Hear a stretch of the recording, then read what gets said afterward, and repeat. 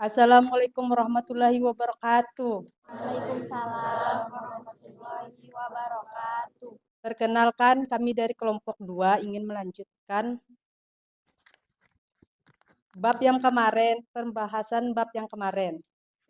Di sini kami ingin membahas buku tentang sayangi dirimu, berhentilah menyayangi semua orang. Terus yang akan dibahas adalah mengelola emosi negatif untuk hari yang berat. Di pagi hariku selalu berharap bahwa pagiku akan menyenangkan. Orang mengawali pagi dengan baik lantas untuk menjalani hari sampai selesai. Mungkin satu hari itu akan menjadi lebih berat dari biasanya. Bila emosi kita sudah berantakan, untuk menyatakan kembali akan butuhnya perjuangan, karena itulah mengelola emosi sangatlah penting. Lalu bagaimana caranya merendam dan menghindari emosi yang muncul akibat hari yang buruk?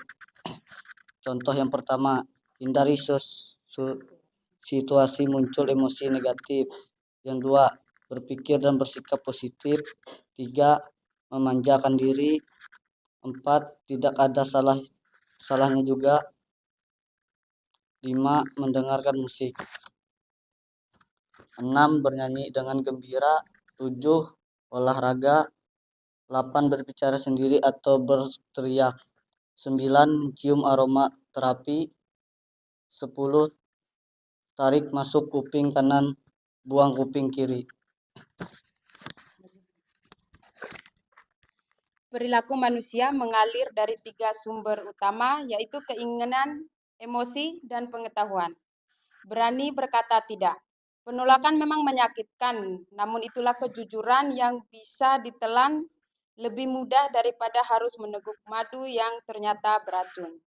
Sebagai orang Timur yang menjunjung tinggi norma kesopanan, biasanya kita akan segan menolak permintaan atau ajakan atau tawaran orang lain, terlebih berkaitan dengan orang-orang terdekat seperti saudara, sahabat, atau rekan kerja kita. Misalnya, seorang teman yang menawarkan suatu pekerjaan kepada kita karena tidak enak untuk menolak, maka kita pun mengiyakan dan mengambil resiko pekerjaan yang sebenarnya bertentangan dengan hati nurani kita. Menyenangkan orang lain memang baik, tetapi kita harus belajar berkata tidak. Untuk waktu yang kita tidak inginkan, namun terkadang hidup harus mengambil sikap yang tegas untuk dapat menghargai diri sendiri. Menolak hal yang tidak kita inginkan akan mengurangi beban yang membuat kebahagiaan kita terampas. Selain itu, tidak mampu berkata tidak akan membuat kita terlihat lemah, sehingga orang lain akan memanfaatkan kelemahan kita. Dan ada berbagai cara untuk melatih berkata tidak kepada orang seperti itu. 1, buang jauh rasa takut kita. 2, kenali alasan kita kenapa kita menolak permintaannya. Dan ketiga, katakan tidak sejak awal. Misalnya kita harus memberi jawaban untuk tawaran seseorang agar tidak mengantungkan harapan kepada mereka yang menawarkan pekerjaan. Tidak perlu merasa sempurna, meskipun Tuhan menciptakan manusia sebagai makhluk yang paling sempurna. Tetapi kesempurnaan hanyalah milik Sang Pencipta. Kita tidak perlu harus merasa sempurna untuk menerima diri sendiri atau dipandang berharga oleh orang lain. fokus pada dunia kita. Ketika kita tidak bahagia, biasanya kita sibuk mengurusi masalah orang lain, di mana kita tidak dibutuhkan oleh mereka. Kita mencoba menghindar dari kenyataan hidup sehingga kita hidup dalam drama orang lain. Menghargai diri sendiri. Saat orang lain berprestasi, kita memberikan ucapan selamat untuk memberikan penghargaannya. Namun terkadang kita lupa bagaimana menghargai diri sendiri. Terima apa adanya. Kita seringkali tidak nyaman dengan apa yang ada pada diri sendiri hanya karena pengaruh dari luar. Menolak kondisi yang kita miliki saat ini hanya akan membuat kita merasa tidak bahagia. Mengapa kita memiliki banyak kekurangan, sementara tubuh ini banyak memberikan kelebihan yang bisa saja melampaui apa yang tidak kita bayangkan. Untuk itulah daripada iri hati dan merasa banyak kekurangan fisik, lebih baik kita mengasah kemampuan diri sendiri untuk meningkatkan kualitas kita.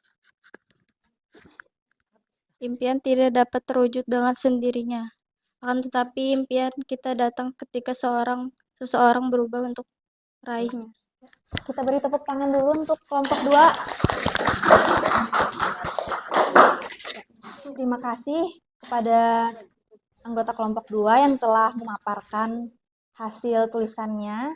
Dan Ibu persilahkan kepada anggota kelompok 1, kelompok 3, dan kelompok 4 untuk bisa bertanya kepada teman-temannya di depan. Silakan. Perkenalkan, nama saya Ramadhani, saya dari kelompok 3, ingin bertanya, bagaimana kita mengontrol emosi saat kita marah gitu. Nggak, tolong penjelasannya dari kelompok 2. Terima kasih.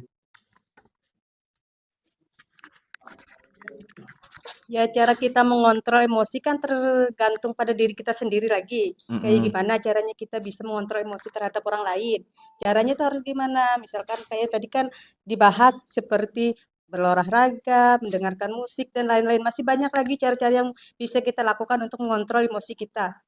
Ya, berbalik pada diri kita sendiri. Gimana kita cara melakukannya, ibaratkan supaya kita tidak emosi lagi. Ya, paham apa enggak? Ya, tergantung pada diri kita sendiri. Bagaimana cara kita mengontrol emosi lagi. Kalau menurut buku kan macam-macam, banyak caranya. Nah, paham apa enggak? Paham. Iya, sudah jelas. Terima kasih atas jawabannya yang telah diberikan dari kelompok 2.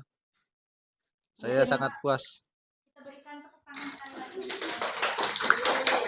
Sekian dari kami. Wassalamualaikum warahmatullahi wabarakatuh.